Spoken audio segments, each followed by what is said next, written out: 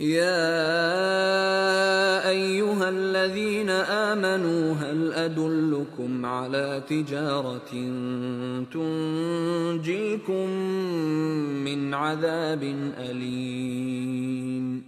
تؤمنون بالله ورسوله وتجاهدون في سبيل الله بأموالكم وأنفسكم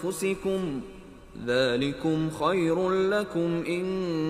كنتم تعلمون يغفر لكم ذنوبكم ويدخلكم جنات تجري من تحتها الأنهار ومساكن طيبة في جنات عدن ذلك الفوز العظيم.